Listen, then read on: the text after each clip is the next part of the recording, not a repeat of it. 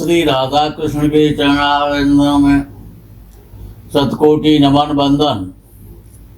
मित्रों को, जिज्ञासुओं को, धर्म प्रेमियों को, ज्योतिष विज्ञान प्रेमियों को हर हर महादेव, बम बम भोले, नमः शिवाय। मित्रों, आज की जो ज्योतिषीय चर्चा है वो केवल धन की चर्चा है, मनी की चर्चा है और विशेष चर्चा है। जो दक्षिण भारतीय एक ज्योतिषी हुए मंत्रेश्वर, उन्होंने जो लिखा है उसकी चर्चा है कि वो धनयोग कैसे बनाते हैं, और विशेष धनयोग। धनयोग का मतलब ये नहीं है कि आज आपको 10 लाख रुपए मिल गए और 6 महीने में खत्म हो गए, फिर वो गोविंदा गोपाला, इस प्रकार का धनयोग नहीं। स्थायी धनयोग के जिन योगों में व्यक्ति सदैव धनी ही बना रहता है। अच्छा, कुछ लोग ऐसे होते हैं जो कि ज्योतिषियों को भी और ब्रह्म में डाल देते हैं, वो भी धनयोग होते हैं और वो उनका फल भी नहीं मिलता। ज्योतिषी जी कहते हैं अब आपको 10 करोड़ या 10 अरब रुपए मिलने वाले हैं, लेकिन वो योग तो बना, लेकिन वो नष्ट हो गया। अब वो योग जो धन का योग है वो खराब कैसे हो गया, इसको भी आज आपको समझाएंगे।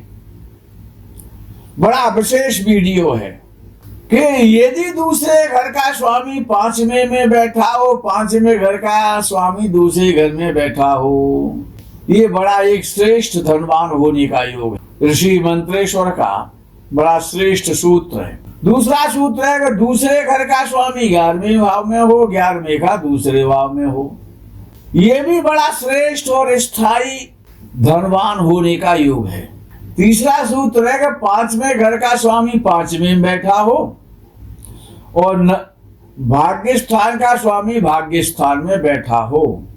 ये विशेष धनयोग हैं जो आपको बताए गए। दूसरे का 5वें में, 5वें का दूसरे में, ये विशेष धनयोग है, सामान्य धनयोग नहीं है, अरबपति बनाने वाला धनयोग है। और 11वें घर का स्वामी दूसरे घर में और दूसरे घर का 11वें भाव में, ये भी एक विशेष धनयोग है। 5वें घर का स्वामी 5वें में और 9वें का 9वें में, ये विशेष धनयोग है। या 9वें घर का स्वामी 5वें में और 5वें का 9वें में, ये विशेष धनयोग है, स्पेशल, जिसमें के व्यक्ति धनी बनता ही बनता है। ये जो दूसरे भाव का स्वामी लाभ स्थान के स्वामी के साथ किसी अन्य भाव में बैठा हो, दूसरे या 11वें में ना बैठे, किसी अन्य भवन में बैठ जाए, दूसरे और 11वें भाव का स्वामी एक साथ बैठे तो धनयोग तो बनता, लेकिन सामान्य धनयोग कहलाता है। अब ये विशेष में नहीं आएगा कि धन भाव का स्वामी और लाभ भाव का स्वामी यदि किसी अन्य भाव में बैठेगा, धन और लाभ को छोड़ करके भले ही एक साथ बैठ जाए, लेकिन ये सामान्य धनयोग है, विशेष नहीं है। उतना बढ़िया धनयोग नहीं है, स्पेशल वाला नहीं है जो आपको अभी बताया गया।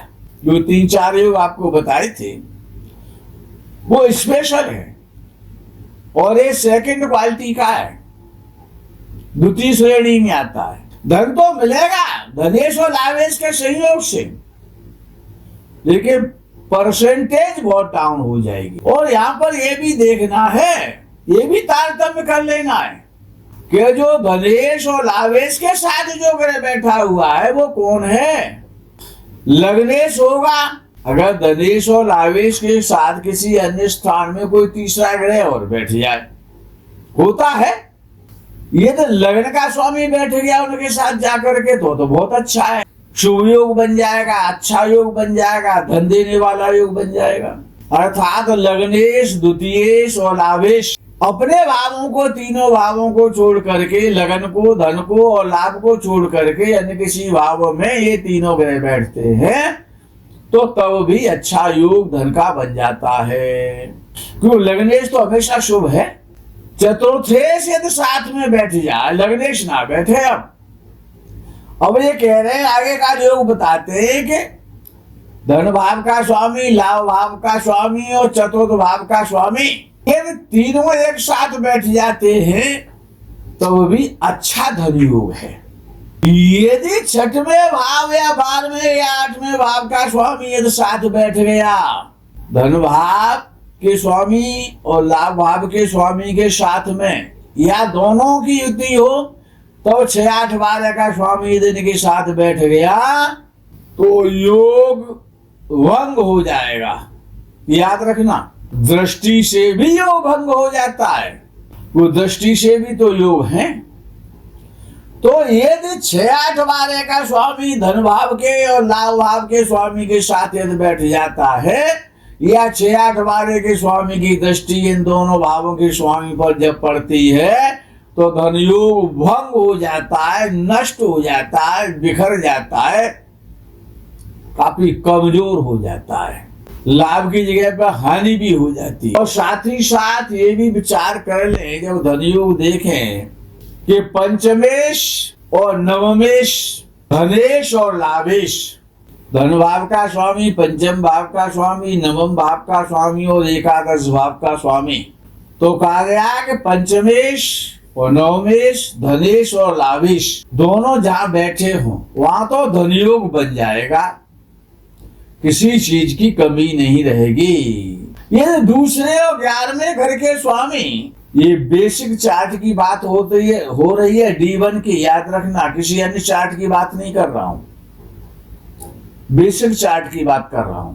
ये दूसरे और 11वें घर के स्वामी 5वें या 9वें घर के स्वामी से संबंध बनाएं, यानी दूसरे घर का स्वामी और 11वें घर का स्वामी पंचमेश और भाग्येश से जब संबंध बनाते हैं तो ये अति विशिष्ट धन योग होता है।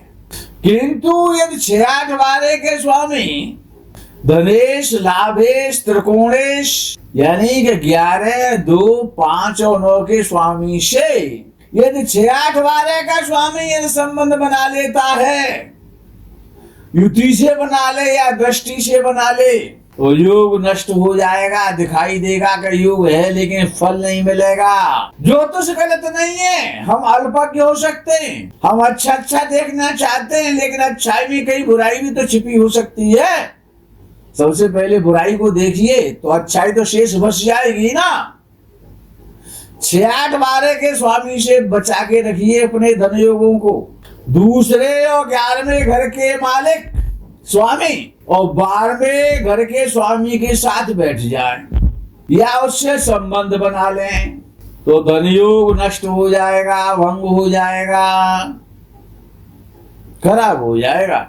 और धन योग नहीं, अब परेशान करने वाला योग है। ज्योतिषी जी रोज कहेंगे आप बहुत बड़े धनवान बनेंगे, बहुत बड़े धनवान बनेंगे, लेकिन आप कभी धनवान नहीं बन पाएंगे।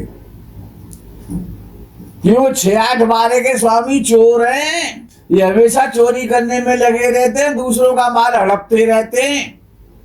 आप कितना ही कमा लो, लेकिन चूहा नोट गिन गिन के ले जाएगा रात्रि में। याद रखना, धन योग नष्ट हो जाएगा, कितना ही धन आ जाए, लेकिन आप धनी नहीं बन पाएंगे। यदि धन कारक यानी दूसरे घर का स्वामी और बृहस्पति का संबंध हो, यानी कि दूसरे घर का स्वामी बृहस्पति के साथ बैठ जाए या दृष्टि संबंध बना ले या उसके घर में बैठ जाए, तभी तो संबंध आएगा। अच्छा, आप किसी के घर में बैठ जाए जाकर के, तो संबंध है तभी तो आप बैठे, या आप दोनों, आप भी साथ बैठे हो, वो भी आपके घर वाला भी साथ बैठे, तब भी संबंध है, तो इसलिए तो बैठे। या एक दूसरे को देखते हो तो दृष्टि का संबंध हो गया, संबंध तो बना। भाई बैठने का संबंध होता है, साथ बैठने का संबंध होता है और देखने का संबंध होता है। तो ये धन भाव का स्वामी या धन कारक कौन ग्रह होता है? बृहस्पति, ये धन का कारक है। और दूसरे घर का स्वामी तो धन का स्वामी है ही है। तो यानी बृहस्पति का और दूसरे भाव के स्वामी का यदि संबंध बन गया है तो व्यक्ति धनवान बनेगा, धनाधीश बन जाएगा। आगे का सूत्र क्या है धन का? कि बृहस्पति का दूसरे भाव के स्वामी से संबंध हो, लेकिन धन भाव के स्वामी से भी संबंध हो जाए, यानी बृहस्पति का संबंध धन भाव के स्वामी से हो युति से हो, दृष्टि से हो, स्थिति से हो, संबंध हो, और साथ ही साथ एक बृहस्पति का संबंध बुध के साथ भी हो जाए तो ये श्रेष्ठ धनयोगों में आता है। अच्छा, आगे का धनयोग बहुत अच्छा है, वो भी है कि लग्नेश लगन में बैठा हो, धनेश धन भाव में बैठा हो, लाभेश लाभ भाव में बैठा हो, तो इसको कहते हैं वेरी वेरी इंपॉर्टेंट धनयोग, बहुत वीआईपी वाला, वीवीआईपी वाला, कि लग्नेश लगन में, धनेश धन भाव में और लाभेश लाभ भाव में बैठा है। बाई चांस होता है ऐसा, प्राय नहीं होता है, तो विशेष धन का योग है। दूसरे और 11वें घर के दोनों स्वामी, दोनों भावों के स्वामी लगन में बैठे हो तब भी धनयोग अच्छा वाला है, धनवान बनेंगे। ये बड़ा श्रेष्ठ, सुंदर और स्थायी धनयोग है। लेकिन शर्त वही है जो हमने आपसे बता दी है कि 6, 8, 12 के स्वामियों से किसी भी प्रकार से संबंध ना बने।